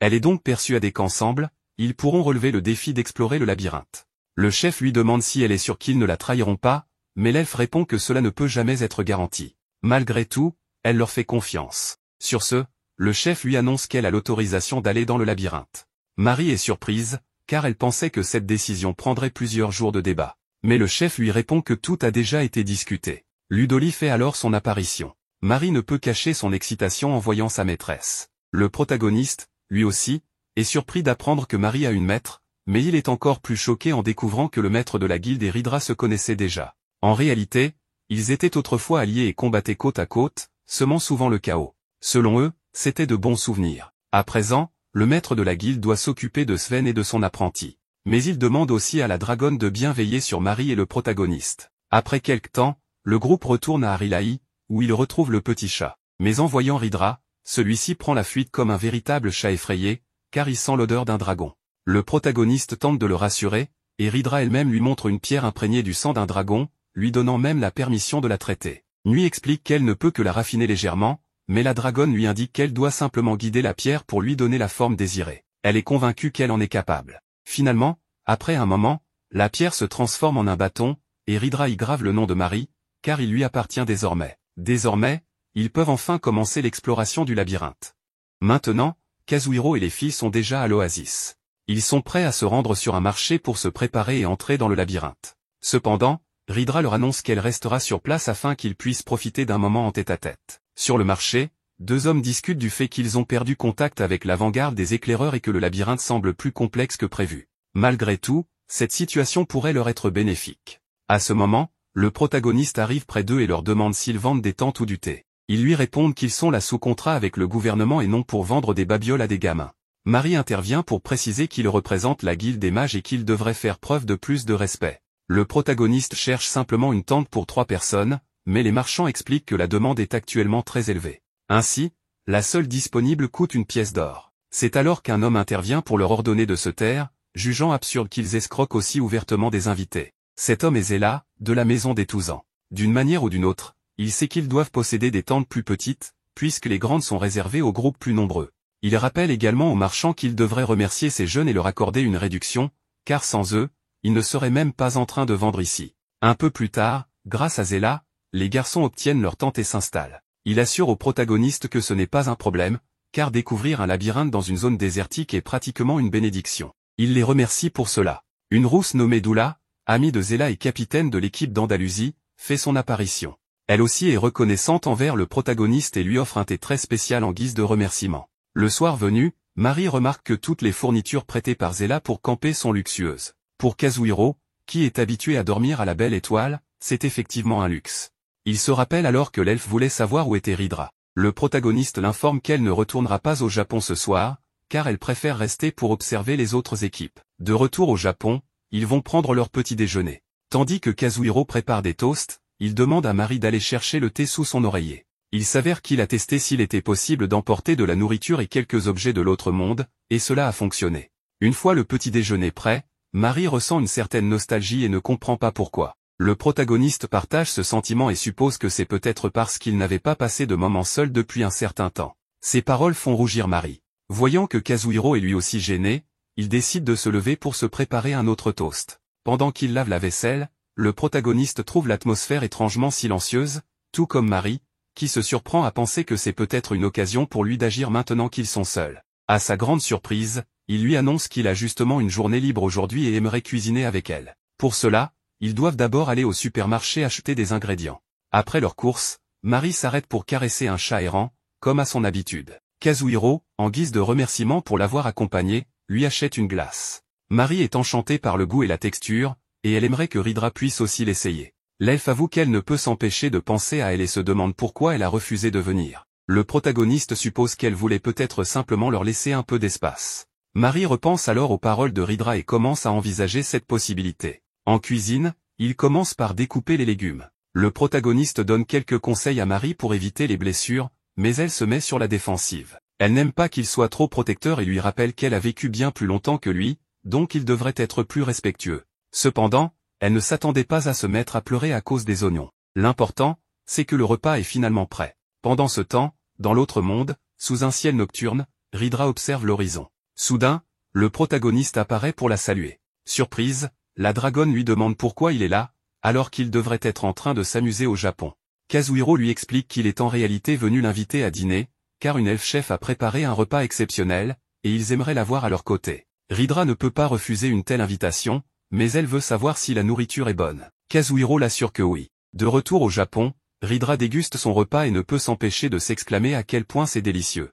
Marie est surprise de la réussite du plat, car c'est la première fois qu'elle cuisine un curry japonais. La dragonne, impressionnée par les talents culinaires de l'elfe, découvre ensuite que c'est en fait le protagoniste qui a préparé la majorité du plat. Kazuhiro rappelle à tout le monde qu'ils exploreront le labyrinthe demain, donc ils doivent bien manger pour avoir des forces. Ridra, trop enthousiaste, finit par manger comme si elle devait survivre 3 jours sans nourriture. Elle s'excuse ensuite auprès du protagoniste d'avoir tout englouti, mais il lui répond que ce n'est pas grave. Pour lui, c'est même un honneur qu'une archidragonne apprécie autant son repas. En retour, Ridra leur promet de leur servir de bouclier dans le labyrinthe. Cependant, elle rappelle au protagoniste qu'en tant qu'ancien employé de bureau, il ne devrait pas trop l'inviter pour qu'elle puisse profiter de ses jours de repos. Kazuhiro lui explique alors qu'à partir de maintenant, il aura plus de jours de congé grâce aux vacances. Ridra ne comprend pas bien ce concept, alors Marie lui explique qu'on utilise les vacances pour se détendre, voyager et s'amuser. Comme, par exemple, prendre le train à grande vitesse. Ridra est excité en découvrant cela, et le protagoniste lui révèle qu'il a des billets pour voyager en train à grande vitesse. Il n'en a que 2, un pour lui et un pour Marie, car ils avaient prévu de partir chez ses grands-parents avant que Ridra ne commence à venir au Japon. La pauvre dragonne réalise alors qu'elle ne pourra pas monter dans ce train, ce qui la rend très triste. Marie demande à Kazuhiro s'ils ne peuvent pas faire quelque chose pour arranger cela, mais il admet que, cette fois, ce n'est pas possible, car ils ont déjà dépensé beaucoup d'argent récemment. Ils promettent que la prochaine fois, ils l'emmèneront. Mais Ridra veut savoir quand aura lieu cette prochaine occasion. Ils ne peuvent pas lui donner de réponse précise, mais en échange, ils lui promettent de ne pas oublier et de le faire le plus tôt possible. Dans l'autre monde, avant d'aller dans le labyrinthe, ils passent saluer Monsieur Akam. De plus, ils veulent lui annoncer qu'ils ont trouvé un autre compagnon pour l'exploration, et il s'agit de Ridra. Akam est enchanté par elle, mais le vieux Aja lui donne une correction pour qu'il arrête de baver comme un idiot. Il est heureux que les garçons soient venus, car selon lui, il faut profiter de la jeunesse pour faire des folies. D'ailleurs, il veut profiter de la présence des découvreurs du labyrinthe pour leur montrer quelque chose. De nulle part, il active une compétence très rare, et Marie demande s'il s'agit d'une carte du labyrinthe. Le vieil homme confirme que oui, grâce à l'équipe d'avant-garde, mais qu'elle n'est pas encore complète. En fait, il demande à Akam de leur remettre l'une des cartes incrustées dans un objet magique, qui contient même un communicateur en cas de besoin. Kazuhiro le remercie, car cela leur sera d'une grande aide. Akam leur explique que, dans ces terres, chaque groupe peut choisir son propre nom. Ainsi, le protagoniste doit en choisir un pour le sien. Il ne s'attendait pas à ça. Marie l'encourage à choisir un bon nom, et Akam mentionne que les autres groupes utilisent des noms de pierres précieuses. En tenant compte de cela, le protagoniste décide de nommer son groupe Améthyste. Akam trouve cela bien et leur demande d'être très prudent en entrant dans le labyrinthe. Un peu plus tard, les garçons apprennent qu'il y a une immense file d'attente pour entrer dans le labyrinthe, donc ils devront patienter. Pendant ce temps, Akam entend dire que plusieurs groupes n'ont rien vu à l'intérieur, mais certains se plaignent aussi de voir un groupe de jeunes totalement mal équipés, car cela pourrait mal tourner pour eux. Le vieux Akam n'est pas surpris. C'est normal de penser ainsi, mais il est certain que le protagoniste et son groupe découvriront des choses que les autres ne peuvent pas voir. Finalement, le groupe est autorisé à entrer et ils sont ravis, car ils espèrent passer un bon moment. Le problème, c'est qu'en descendant, ils remarquent une obscurité totale. Heureusement, Marie semble avoir une solution, elle annonce que le bâton que Ridra lui a donné lui a conféré une nouvelle compétence. L'elfe a choisi une capacité, qui lui permet désormais de conclure des pactes avec des esprits de niveau supérieur. Le protagoniste est évidemment surpris, et Marie avoue qu'elle est maintenant motivée à monter en niveau pour exploiter pleinement cette nouvelle capacité. En continuant, il tombe sur une immense fresque remplie de représentations et d'écritures anciennes. L'elfe pense que s'il la parcourt et la lise petit à petit, ils comprendront son sens. Après l'avoir analysé un moment, Marie en déduit qu'elle parle de l'ère des démons. Kazuhiro lui demande plus de contexte, alors Marie explique qu'il s'agit de l'époque précédant l'ère actuelle. Autrefois, cette ère appartenait spécifiquement aux démons. Il y a très longtemps, seule la nuit existait, c'est pourquoi elle est aussi appelée l'ère de la nuit. Tous les êtres vivants étaient faibles et pâles jusqu'à l'apparition des démons. Cependant, elle pense que Ridra en sait sûrement plus à ce sujet. Mais la dragonne leur rappelle que le plaisir d'un mystère réside dans sa résolution, alors elle ne leur dira rien pour qu'ils puissent vivre l'aventure pleinement. Les garçons reconnaissent qu'elle a raison et poursuivent leur route. Le problème, c'est que Marie espérait croiser des monstres pour faire monter en niveau son arme, mais il n'y a rien. Le protagoniste ressent la même chose, mais pour lui, c'est différent, la dragonne va l'affronter pour éviter que son épée reste inutilisée. En d'autres termes, elle va désormais s'occuper de son entraînement pour qu'il améliore ses compétences à l'épée. Kazuhiro n'est pas d'accord avec cette idée, car il pense que Ridra prend ça trop au sérieux. Mais elle ne le nie pas. En réalité, c'est sa vengeance pour ne pas l'avoir emmené dans le train des vacances. Quand ces deux-là se réveillent, Kazuhiro est très effrayé en voyant un chat sur son lit. Mais après un moment, il se rappelle avec Mari qu'il s'agit d'un familier de Ridra, ou quelque chose de similaire à Ridra, mais sous forme de chat. Tout ce que ce dernier mange, voit et entend, la dragonne le fera aussi. Ainsi, ils pourront désormais profiter de leur voyage à trois sans aucun inconvénient. Déjà à la gare, l'elfe est émerveillé par la foule bien plus nombreuse que ce qu'elle imaginait. Le protagoniste, sans perdre de temps, lui prend la main pour éviter qu'elle ne se perde, car la gare est si grande qu'elle ressemble à un labyrinthe. Une fois montée dans le train, elle n'en revient pas de sa magnificence. Il est encore plus impressionnant en vrai. De plus, elle ignorait qu'il allait aussi vite, car le paysage change à chaque seconde. Un peu plus tard, ils commencent à manger ce qu'ils ont emporté, attirant l'attention des autres passagers. Mari trouve que le plat choisi par le protagoniste semble bien meilleur et veut qu'il le partage avec le familier de Ridra. Ce à quoi Kazuhiro ne s'attendait pas, c'était de devoir lui donner la nourriture directement à la bouche. Le pauvre garçon ne peut pas résister à tant de tendresse.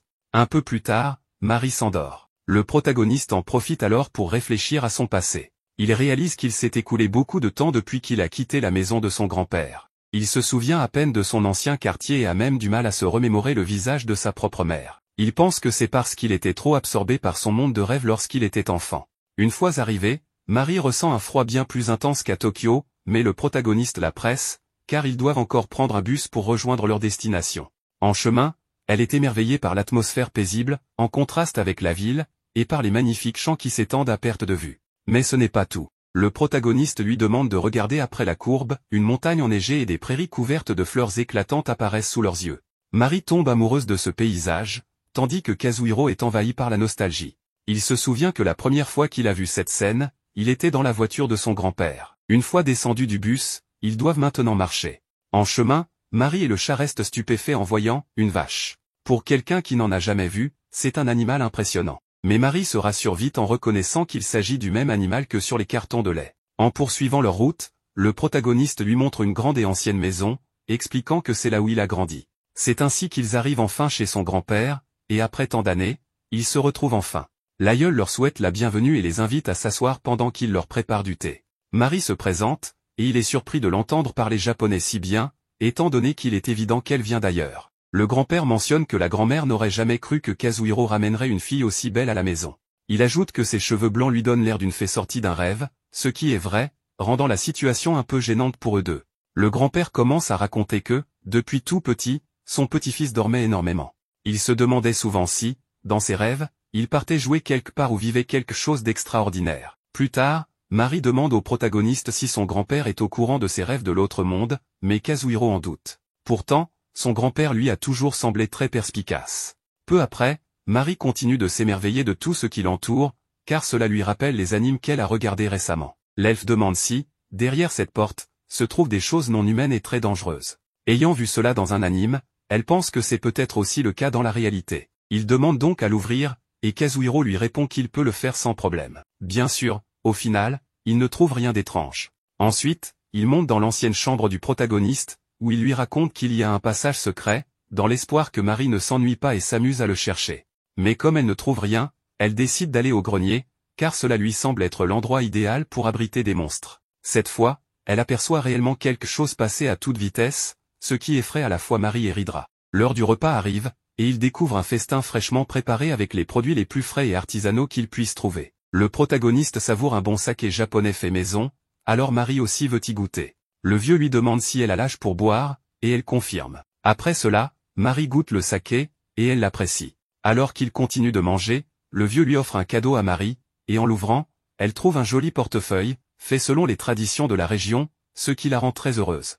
Après le repas, les jeunes proposent de nettoyer la vaisselle. En lavant les plats, il semble que l'alcool ait fait effet sur Mari, qui rougit fortement. Voyant cela, le protagoniste décide d'aller prendre un peu d'air frais. Alors qu'il marche, la seule lumière qui les éclaire est celle de la lune et des étoiles, ce qui fait que le protagoniste peine à distinguer le chemin soudain. Mari commence à invoquer des esprits de lumière, ce qui surprend énormément le protagoniste. Elle a finalement réussi à les appeler dans ce monde. Elle-même est stupéfaite mais explique qu'elle a toujours pu voir les esprits depuis son arrivée ici, sauf qu'ils ne lui répondaient jamais. Kazuhiro ne s'attendait absolument pas à cela et la remercie, car c'est une expérience unique. Mari, quant à elle, le remercie d'avoir choisi cet endroit, car elle a pu découvrir de nouveaux plats et même rencontrer son grand-père. D'ailleurs, maintenant qu'elle y pense, le protagoniste et son grand-père se ressemblent un peu.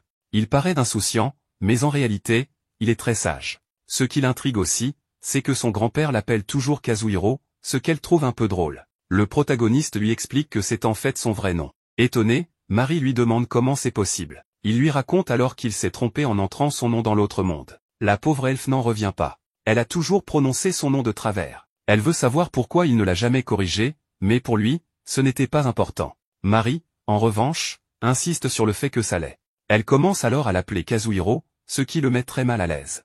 Il préfère qu'elle continue avec Kazuhiro, mais elle refuse catégoriquement.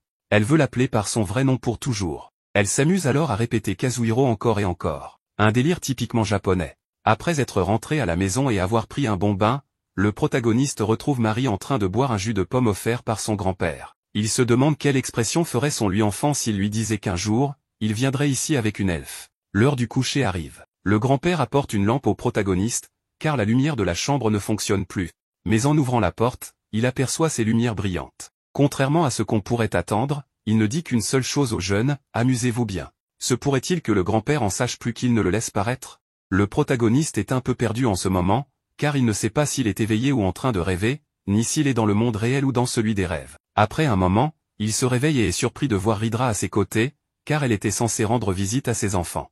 La dragonne lui rappelle qu'elle peut parcourir de grandes distances très facilement, mais ce qui l'intéresse le plus en ce moment, c'est le délicieux ragoût qu'elle a goûté la veille. Même Marie se réveille immédiatement, ravie de son souvenir du plat. Le protagoniste se sent heureux et pense qu'il devrait prendre une journée de repos. En y réfléchissant, il se rappelle qu'il y a des sources chaudes non loin de la maison de son grand-père. Il propose donc d'y aller dans la matinée. L'idée enthousiasme tellement Marie et Ridra qu'elle décide de s'entraîner avec Kazuhiro pour arriver fatiguée aux sources et en profiter au maximum. Après cela, ils se réveillent enfin dans le monde réel. Le grand-père leur demande s'ils ont bien dormi, car le petit déjeuner est prêt. Un peu plus tard, on les voit en train de manger, et Marie est ravie, car elle adore les petits déjeuners japonais. Le grand-père leur demande s'ils comptent faire une sortie et leur propose de leur prêter sa voiture s'ils en ont besoin.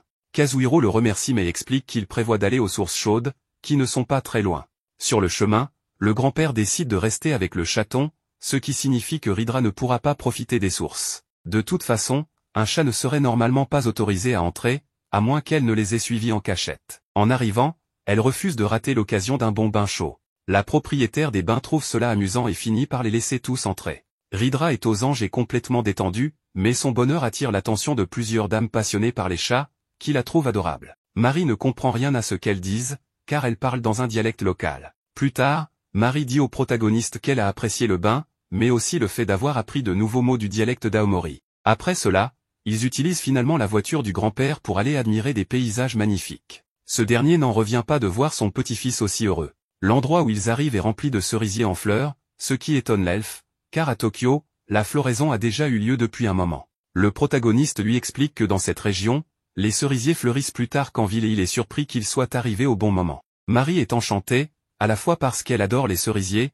mais aussi parce que Ridra peut en profiter pour la première fois. Soudain, le protagoniste prend une photo, ce qui choque l'elfe, qui n'a jamais vu un tel procédé. Elle lui demande s'il s'agit de magie de projection, mais Kazuhiro lui explique que c'est ce qu'on appelle la photographie. Il trouve fascinant que quelque chose d'aussi banal aujourd'hui puisse paraître comme de la sorcellerie pour ceux qui ne le connaissent pas. Heureusement, Marie voit cela comme une merveilleuse invention permettant de capturer de précieux souvenirs. Enthousiaste, elle propose qu'ils prennent une première photo ensemble, et ainsi, ils font leur tout premier selfie. Elle adore tellement le concept qu'elle prévient le protagoniste que ce n'est que le début. Kazuhiro est heureux de la voir aussi ravie. Un peu plus tard, il lui parle d'un château ancien. Au lieu de s'attarder sur l'histoire du lieu, il se concentre sur Marie, qui aperçoit un esprit des cerisiers. Kazuhiro, lui, ne peut pas le voir. Marie trouve magnifique le reflet des cerisiers sur l'eau et s'intéresse aux origines de cet endroit. Elle apprend que ces lieux étaient autrefois conçus pour ralentir l'avancée des ennemis qui tentaient d'atteindre le château. Le protagoniste est impressionné par sa capacité à analyser ces détails et comprend qu'elle est véritablement passionnée par la culture japonaise.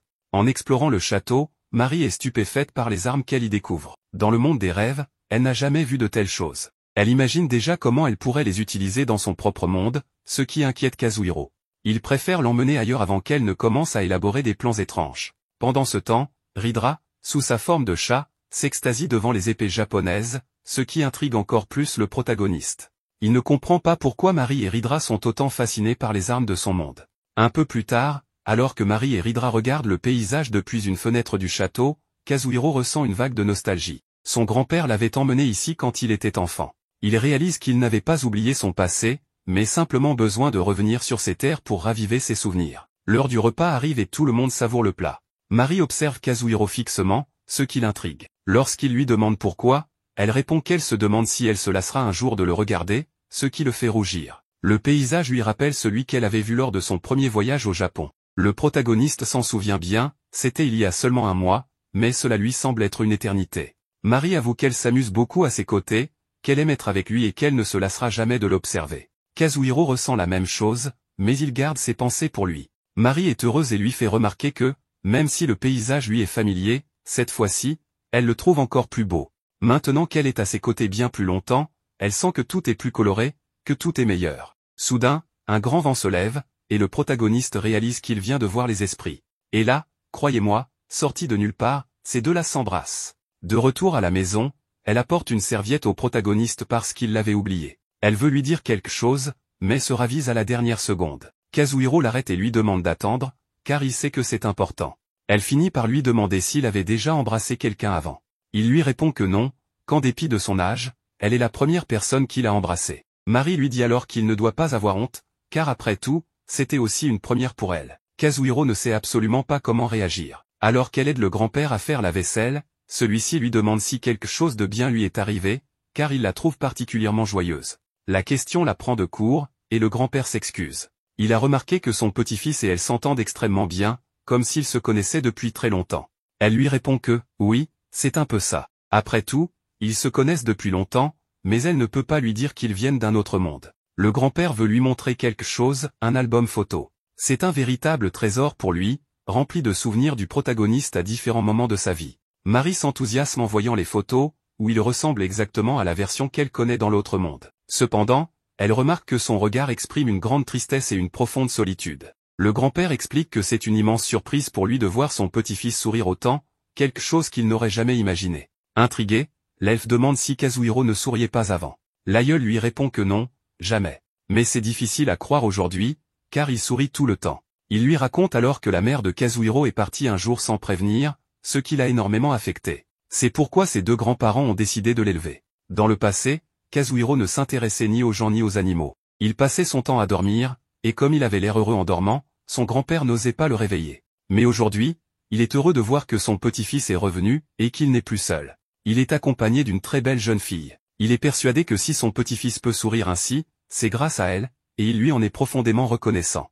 Il lui dit même qu'ici, dans cette maison, elle peut être elle-même. Mari, ému, laisse ses oreilles d'elfe à découvert. Mais le vieil homme, philosophe, lui dit qu'en vivant longtemps, on apprend que la vie est pleine de mystères, et qu'il n'y a rien de mal à profiter des belles histoires de rêve. Submergé par l'émotion, Mari fond en larmes et enlace le grand-père, qui lui dit de ne pas s'inquiéter, car après tout ceci ressemble déjà à un rêve. Le protagoniste, sortant de la douche, remarque alors que Mari a ses oreilles visibles. Il lui dit immédiatement de les cacher, mais ils finissent par éclater de rire. Le lendemain, ils disent au revoir au grand-père, lui promettant de se revoir dans le futur. Le protagoniste se demande encore comment son grand-père sait tant de choses sur le monde des rêves. Il trouve étrange qu'une autre personne soit au courant de la vérité sur Mari, mais il ne voit pas cela comme une mauvaise chose, au contraire, ça lui plaît. Enfin, ces deux-là rentrent chez eux.